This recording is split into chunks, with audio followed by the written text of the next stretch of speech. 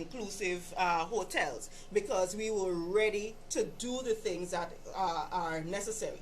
So here were some of the key obstacles that they said were included. The seasonality of production. And what does that mean? Seasonality of production. That means that if in Tobago, because we do not have mass production of many of our goods, most of the times when we have agricultural products, they are only available some times of the year. Right? So they are only available during some times of the year, and other times they are not available. Which means, though, that if a hotel is year-round and a hotel is bringing people in year-round, the hotel does not want to know that mangoes are only in season at a certain time. When the hotel is advertising itself to outsiders, the hotel wants to be able to say, we have mangoes year-round, or we have pineapples year-round, or we have breadfruit year-round, or whatever it is year-round, and not be limited to the season that it is in. So it means that to have this kind of thing dealt with, you needed to have a way of either ensuring that plants are available, the different products are available year-round, and one way of doing that is ensuring that you have, for example, you have ways to preserve the products, or you have ways to put them in the, whether it's just putting them in the freezer or actually making them into another product so that it is actually preserved, so that it is available year-round. Another obstacle was what is known as economies of scale. And by economies of scale, they really mean that in some instances, and we see it here, because we have small-time producers, because we have small-time farmers and so forth, if they were to buy any of the equipment or buy any of the material or buy packaging material or anything like that, they would normally buy in small quantities. And you see, if you buy things in small quantities, you end up paying more for them versus if you buy in bulk. So because the farmers and the people who were producing things were doing it in such small quantities, it means that the cost of the product would have been much higher than if they were doing it in larger quantities. Another obstacle was training needs and technological know-how. Training needs and technological know-how, meaning that there is a lot of information out there. Out there about how to do these things, how to do them well, how to do them quickly, how to do them cheaply, how to do them in a less labor-intensive way, but we do not have that information here in Tobago. And because we don't have that information here, it means that when our farmers and fishermen and whoever, whenever they're producing, they are doing it in a way that is not the best way when you look at international standards. Another thing that they included was low awareness of financial products. And what that means is we have a situation where there may have been farmers or there are people who want to produce things, but they need money. They need money to go out and get whatever it is that they need to do, but they do not know where to go to get the money. They may try going to the bank, and the bank is so rigid, the bank is so difficult to get to that they are not succeeding at the bank part of it. And because that is all they know, or they may go to the credit union, and that may be difficult too, and then everybody just throws up their hands and say, well, okay, I cannot do it because that is all they know. When in fact there were many other options. There are all of these international grants and so forth that are available for individuals to use to fund a lot of the projects that they needed funded for. And because of that, the farmers were then, or all of the people who were involved were really keeping themselves at a lower level because they did not know where to get the funds to increase their production or to increase their products. And one of the last obstacles that they said, and Brother B spoke about it yesterday for a little bit, was basically the food production regulations. Because we in Trinidad and Tobago, we really do not have the very rigid food production regulations. So yes, we have very good food. Our farmers use very good farming techniques and so forth. Very frequently, they do not use a lot of chemicals and so forth. So we have what are known as organic foods. However, we do not have a system here that is set up to actually certify that the foods that are coming from the farm are actually good, wholesome, healthy foods. And that is a problem. And brother, we spoke about it yesterday because, for example, if Sandals comes, Sandals will be required to show that they are getting their foods from a safe space. The only way to prove that the farm is a safe farm or the producer is a safe producer is if some independent body actually went in and looked at looked at their system, looked at the way they're doing the things, look at how they actually harvest the foods, look at how they practice washing their hands and keeping the place clean and all of that. All of that is important, and then finally saying, okay, yes, we give you this stamp of approval that says, yes, your food is now safe, and now you have this international stamp of approval that says, yes, you have met the minimum requires, or you have met the requirements, and now we are allowed to buy from you.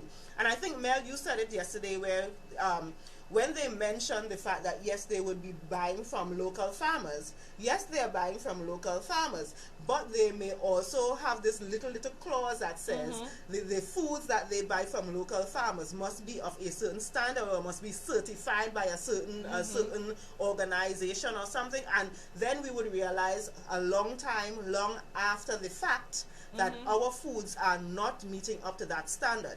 And we already see it here, you know. Exactly. I have been to our chain foods, you know, for example, those that sell sandwiches and so forth.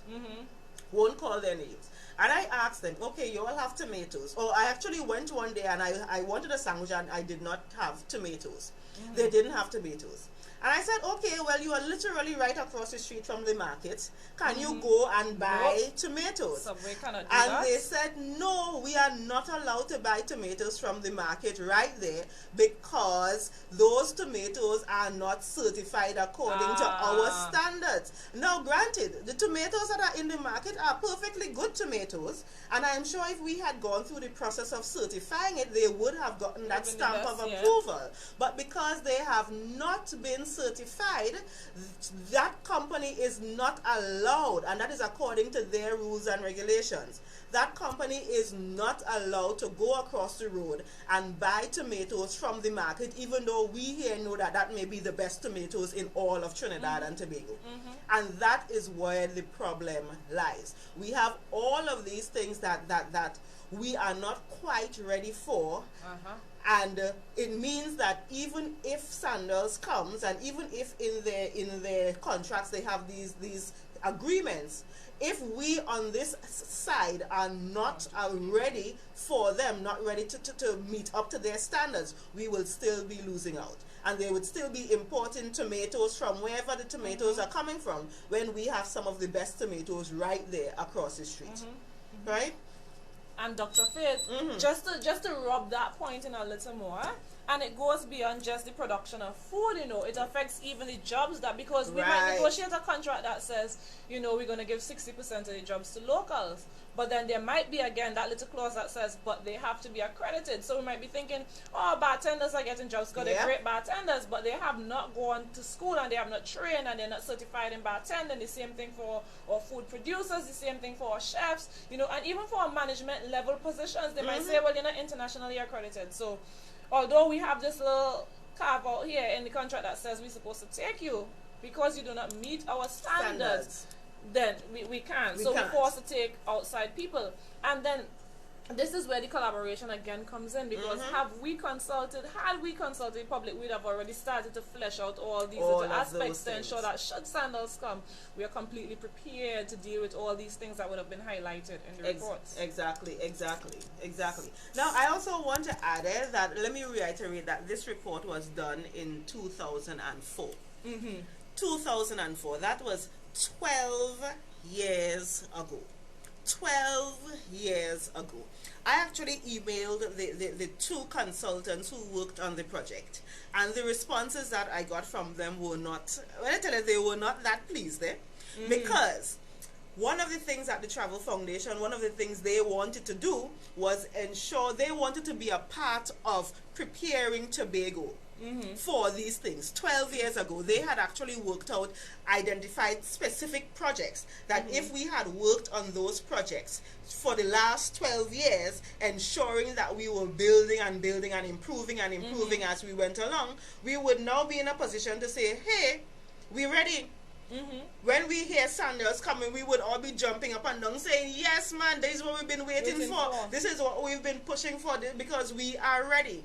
How many Tobagonians right now can honestly say that we are ready? How many farmers can say that their products have been certified? How many of our workforce people can say that they actually have the white, what is white glove service?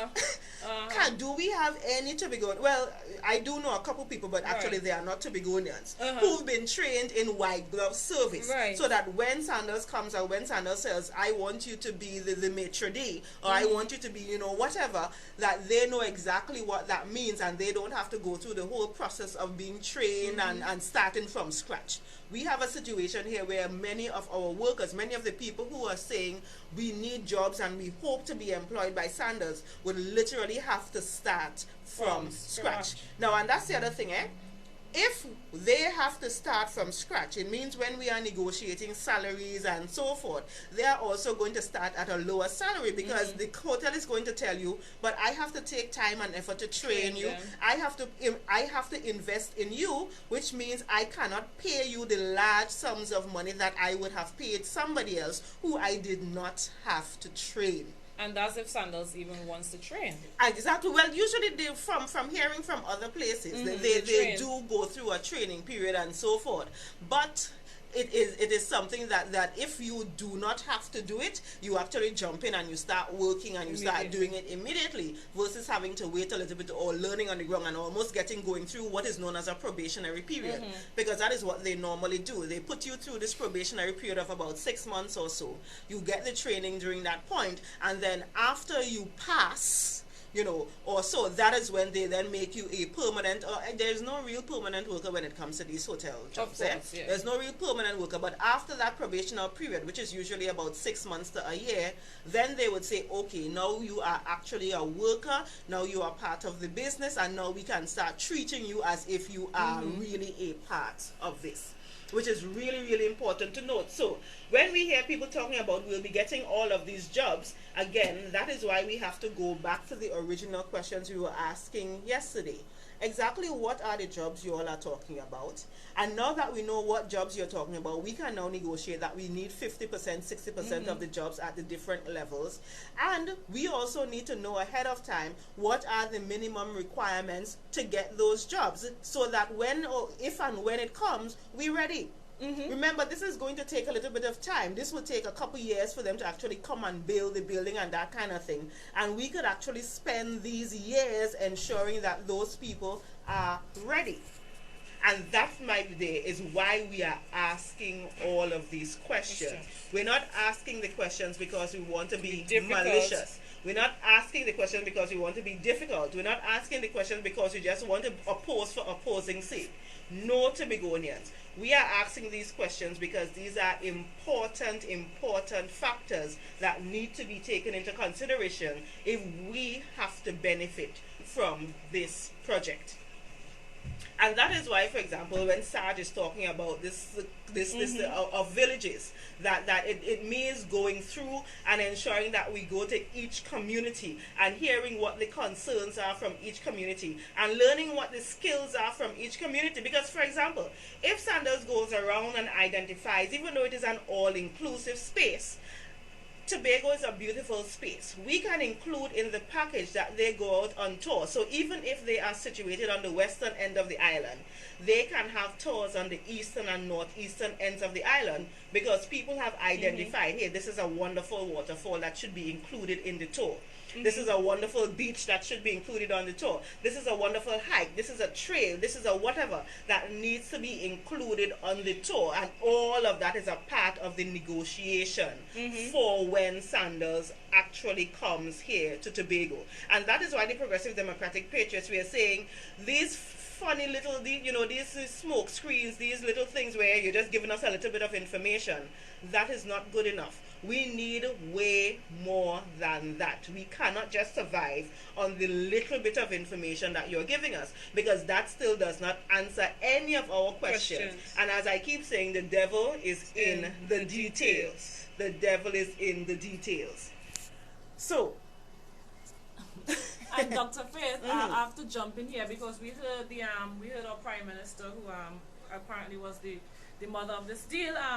We heard him address the nation. Well, not really address the nation, but we heard him talk last night, and some of us are still very shaken from it because he kept reiterating the situation that we're in currently, and just to go back to the issues of us being economic stakeholders, right? And this speech that I came across, it also says that the citizens as taxpayers contribute significantly to the development of tourism through state investment in infrastructure, which is essential to the success of tourism.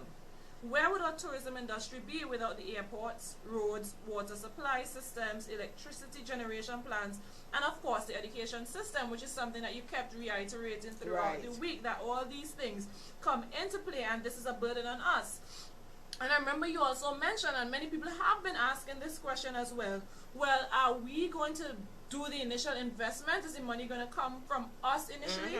And the report says that also bear in mind that the public sector investments are often made before any investment from the private sector in tourism. So we have to find the money and front them before they even start making any kind of contribution. As such, our taxpayers must be regarded as equal partners and have the absolute right to be consulted in the making of any important decisions relative to tourism and development. And what it says is, simply put, the burden is going to be on us in more ways than one. We're going to bear the tax burdens. It's our money. We're in a situation where we heard our Prime Minister say, we have no money, Things are really bad, and they won't tell you about pay, you might lose your jobs because of this, And then we say, no, well, tell us more about Sandals. Then we fronting them the money if we don't have the money that it takes to pay our people, to pay back pay and then still be able to sustain employment.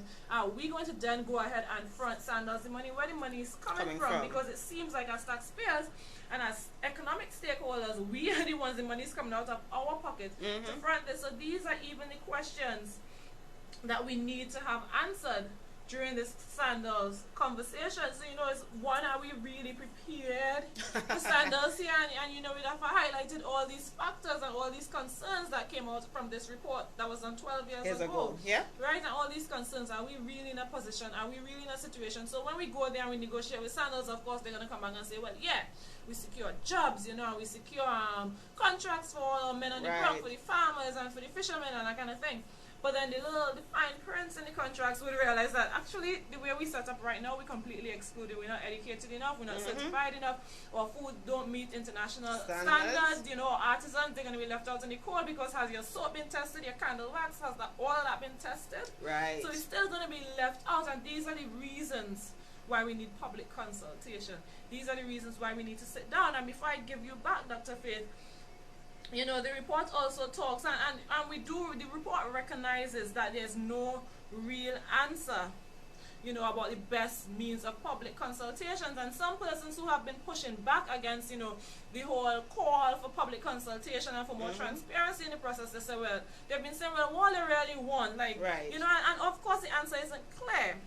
But there are two levels of public consultation that this report sort of highlights. And the first is that you consult with those who are directly and indirectly involved at any kind of level, right? So since in the early stages of project planning, it is not easy to identify who those might be, a broad grassroots approach is needed. And at the PDP we keep talking about grassroots approach. This is how you involve people on a level. So what the report is saying is that initially it might not be so easy to know who exactly will be involved. So you include every single person in the conversation. You put the information out there and you hear from everyone. So you go really grassroots on it. And we know Tobago is a small place. That really is not a difficult thing to accomplish. Alright, and then the World Bank, since we like to talk about the World Bank a lot, the World Bank actually has ways, has identified ways in which you could really make this an effective process. Right. And then the second level of consultation, which should take place after you already consult the man on the ground, would involve those who, because of a particular concern or expertise, so we start to talk about our environmentalists, we start to talk about like our vice president of the Fisher Folk Association who was picked out. You start to talk about these people. They might have relevant information regarding the project, and you bring these people in for the second level of consultation. Right. See, this is exactly why we cannot be telling people to shut up.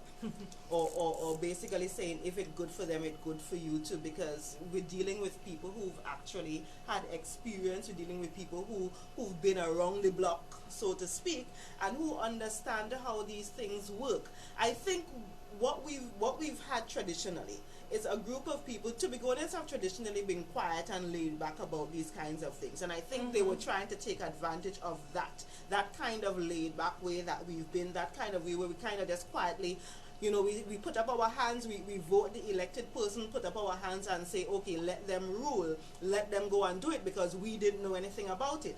Except that we are no longer in that day and age. We are now a community, we are now a population that is actually educated, that understands that what education means, that understands where to go and get information, So we are not the kind that would just sit back and say, okay, yeah, nothing, well, the Prime Minister says so, the Chief says so yeah, nothing we could do. No, we are no longer that kind of people. And going back to the Travel Foundation project, they had identified a couple projects that they were willing to be a part of implementing here in Tobago. They were willing to be a part of what is, and they termed it, this is their term, a Made in Tobago kind of project, where we look at specific things, so that whenever people come to Tobago, whenever they come to our hotels and whatever, the things that they get there would have the brand of being made in Tobago. That includes the arts, that includes the culture, that includes the foods, that includes the things like the soaps and those things. All of those things would have been made in Tobago, and we would have actually, as Mel said, developed them to the point where they were already at international standards, so we don't have to worry. You see, what Sandals and they, and this is purely from a business perspective, they would not want to have a situation where somebody comes to their hotel, uses a soap that is made in Tobago, and then their skin breaks out in a rash. And you know what I mean? Liability. And then Sandals now faces liability because it happened in their hotel. They would not want that to happen. It means that everything that we produce and everything that they give or is part of the package at the hotel need to have that kind of international standard. And the Travel Foundation, those people were saying they wanted to be a part of helping us, ensuring that all of these things that are quote unquote made in Tobago are of international standards. They also wanted to help with the farmers, ensuring that their capacity to produce in large volumes was there, ensuring that their capacities, ensuring that there was a real link to say, okay, this is how we are going to link the farmers and the hotels. This is the organizational structure that we are going to use to ensure that these farmers, because we know for a fact every farmer may not want to be a part of the project. So those farmers that want to be a part of the project, this is how we are going to ensure that they are linked directly to the hotels when that is necessary. Of course, that includes supporting the farmers, educating the farmers, teaching them the different techniques, teaching them all of those things. And having that, going back to the taxi drivers, ensuring that they are educated in a certain way, ensuring that they know how to talk to people, that taxi drivers know that they are tour guides. And yes, we do see a little bit of that happening now, but is it really at the standard that a world-class 5-star hotel would want to include them in their product? Because that is the thing. They need to do everything to maintain their standard. It means that they will not hire a taxi driver if the taxi driver does not know that you need to pull up and jump out of the car, say good morning ma'am, good morning, sir, have a good day, what would we like to do today, have that kind of real interaction. Or having a taxi driver who knows every historical spot, so that the drive from Tongue to Charlottesville would include that taxi driver identifying every single thing of significance between Tongue to Charlottesville. That is the kind of thing we need to have here, and those are the kinds of projects that those people in 2004, those were the kinds of projects that they were saying needed to be implemented way back when. And imagine Tobago. Imagine if we had started doing all of that way back when, where we would have been right now. We would have been ready, we would have been set, we would have been saying yes, yes, yes. So this question about Sandals coming would not have been a negative thing at all, because we would have been ready. The fact that we are still asking all of these questions to Sandals, and the fact that our representatives, who are the ones who should be there giving us those answers, are basically telling us, all you're stupid, all you don't ask these questions, what all you're asking those questions for.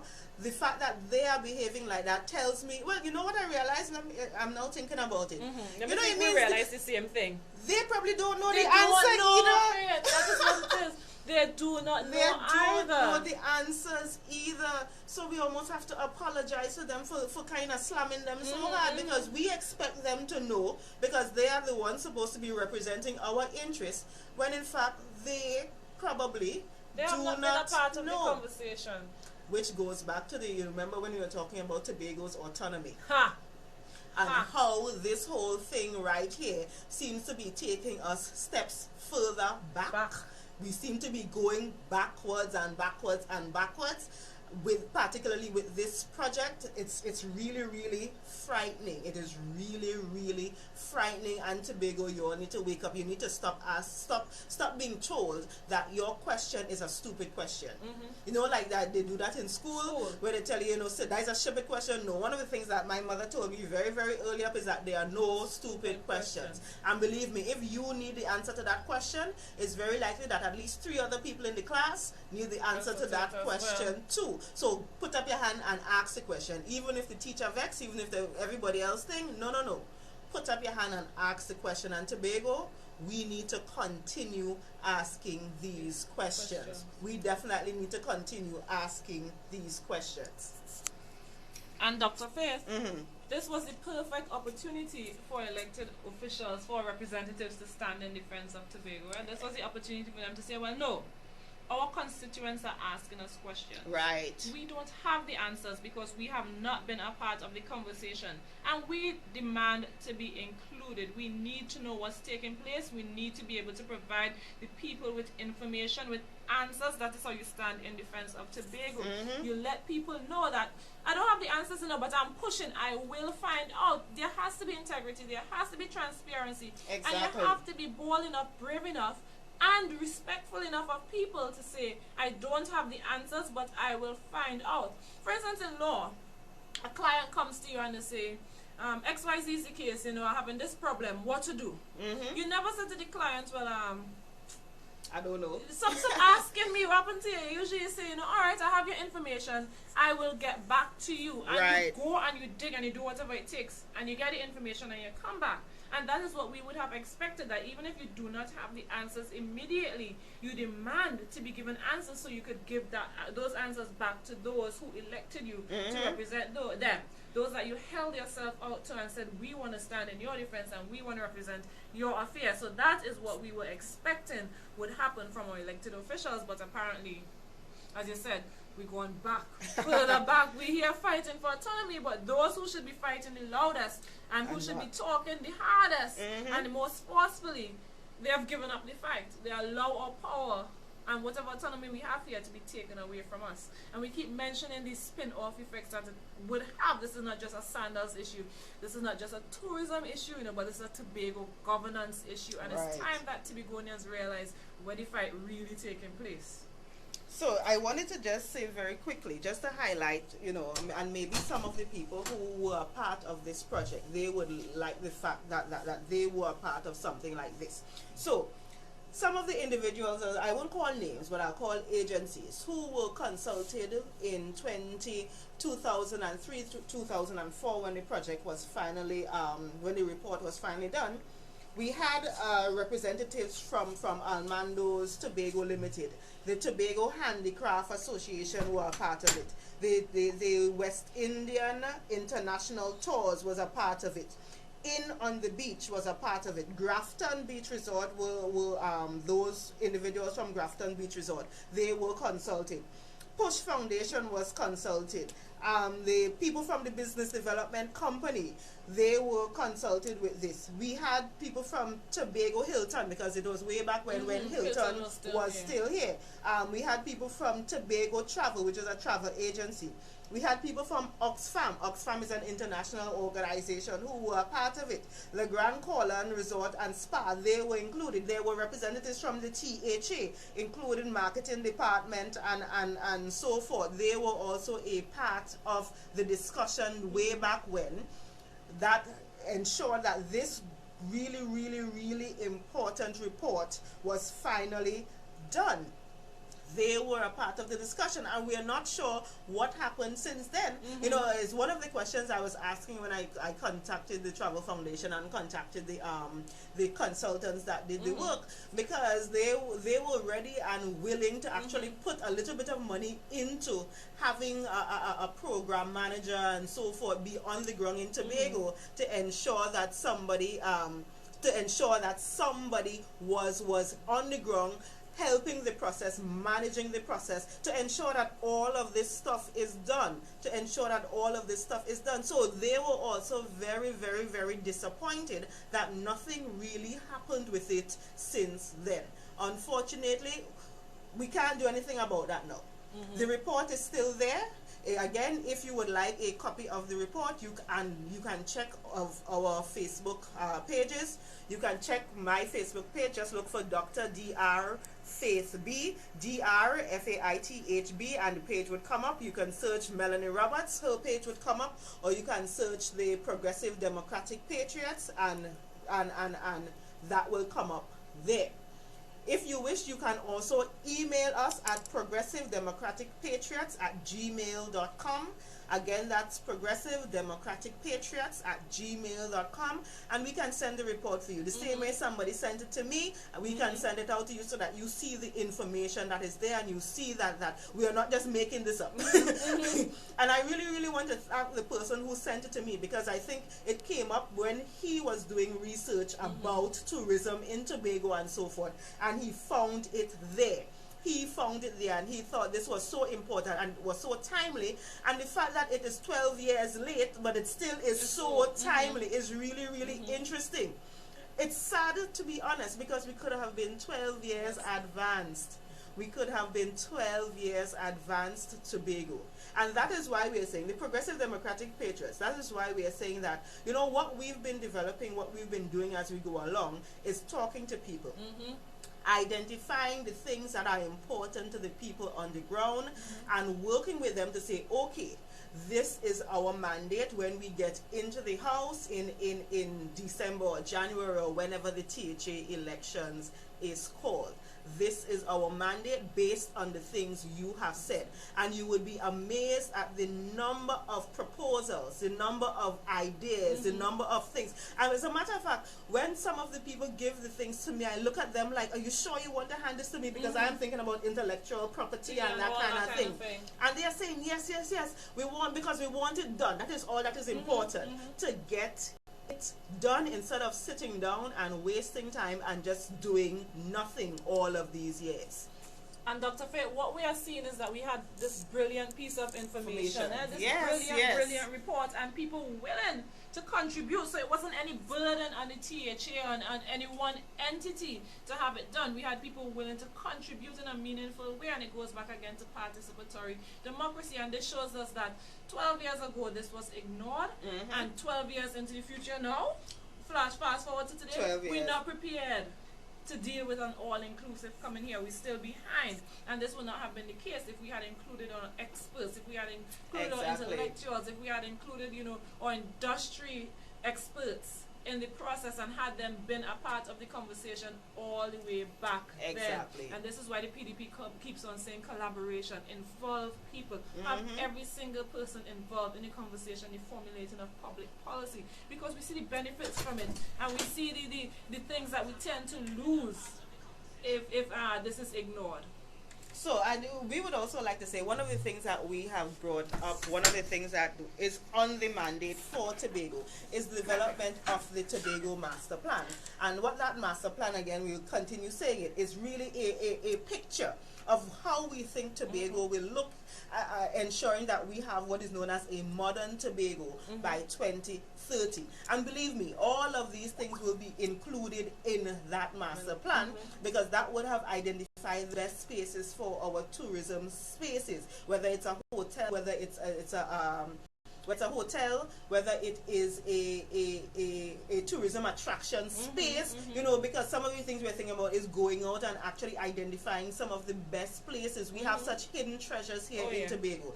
And when we are doing the master plan, all of that will be included, and we will all have the same plan moving forward. We will all have the same plan, knowing that this is where Tobago is going. This plan is going to take us to 2030 and beyond, and we will be working towards that plan. And that is basically what the master plan will be doing, really guiding our development, so that it is not done in a very haphazard, it's not done in a very ad hoc kind of way. We are just there guiding the development of Tobago.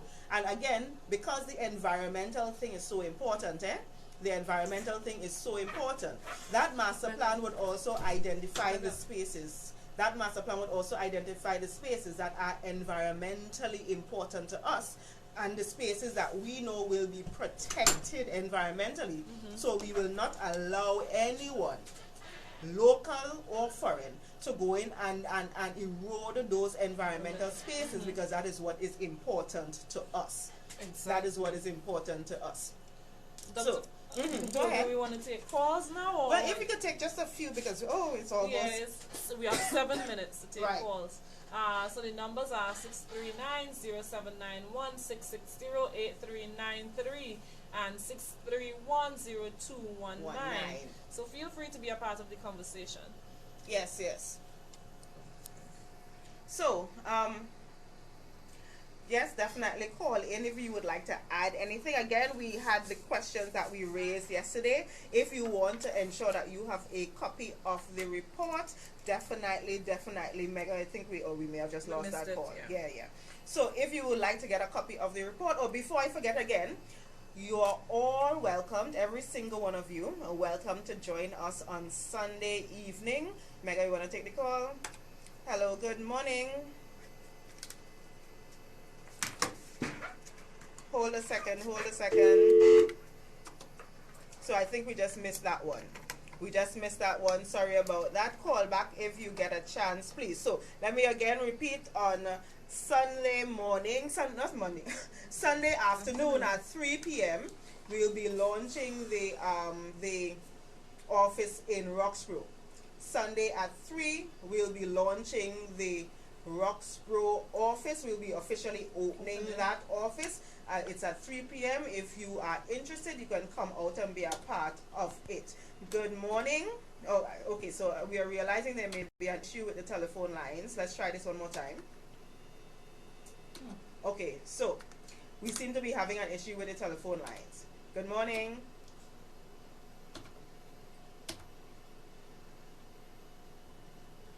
Nothing? Okay, well. That's all right. That is what technology does. Sometimes it works, sometimes it doesn't. So again, come out on Sunday at 3 p.m. to be a part of it. Ensure that you are part of our launch of the office on Sunday at 3 p.m. Hello, good morning. Hi, good morning, sir.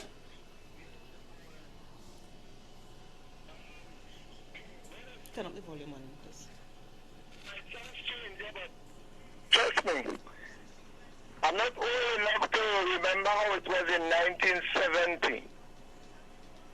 But you see this Sandals hotel, from experiences you read about islands that have the Sandals Van of Hotel.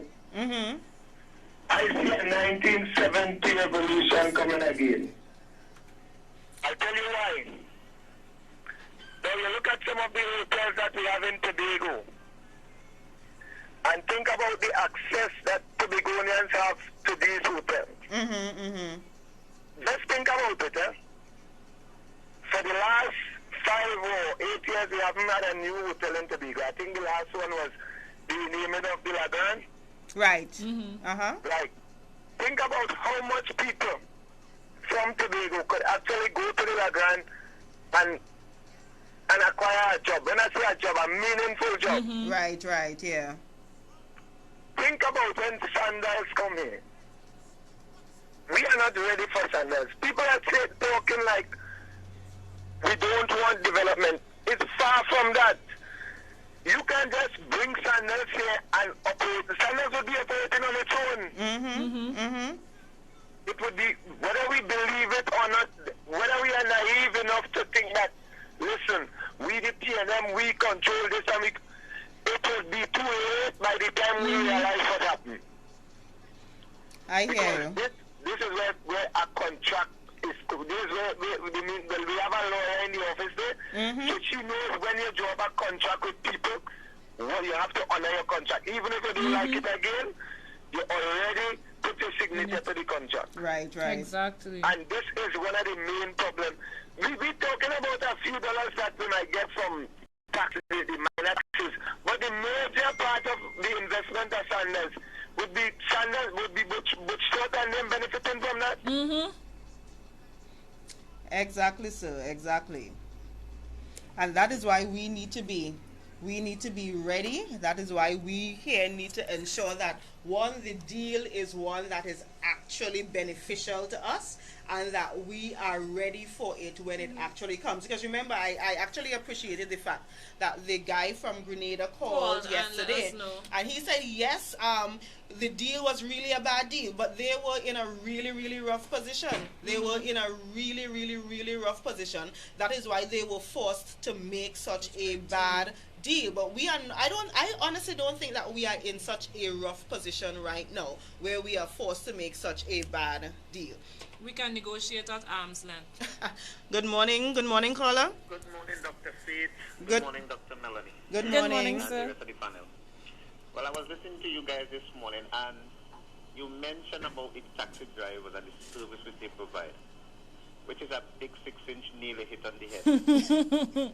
I put it at 6-inch because basically this is one of the biggest problems on the island of Tobago, where service among some of these taxi drivers are concerned. Right? Now, I myself am a tour guide as well. And according to you, if you don't know something, the easiest thing to do is say you don't know. Right. Or you would get back with the answer if you get through with it. Right?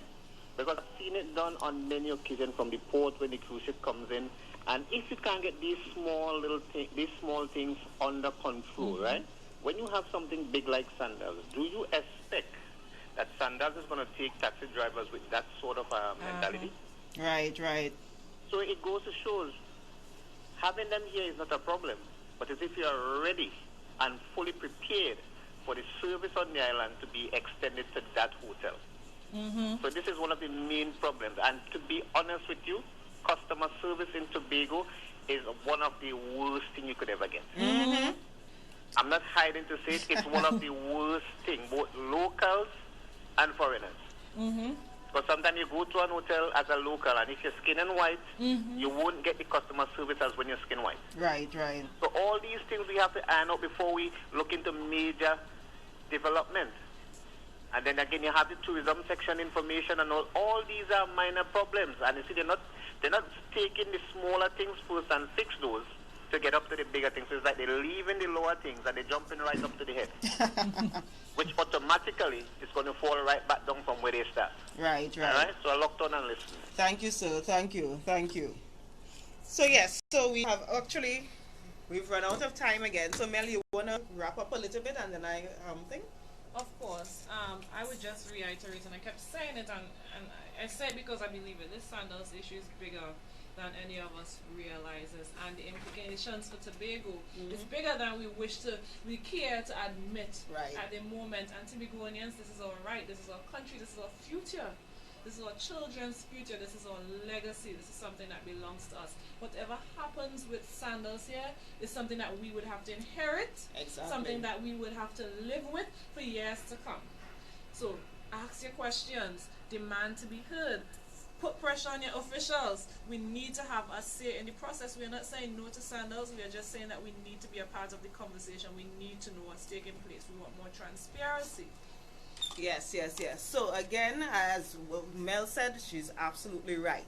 This issue is way bigger than us, and we're using Sandals as one little part of it, but it has repercussions and repercussions for years and years and decades to come if we are not careful.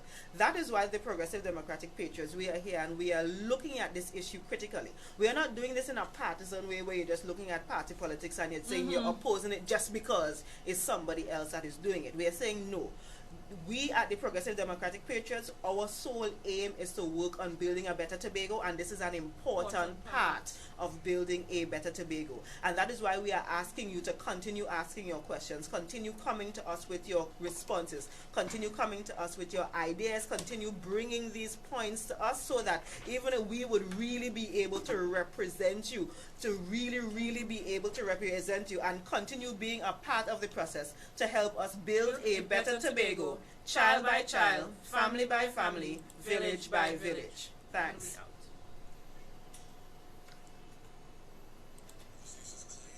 People's station, and they don't even play the people's music. You gotta be kidding me. Street 91.9 FM, Tobago, Blake.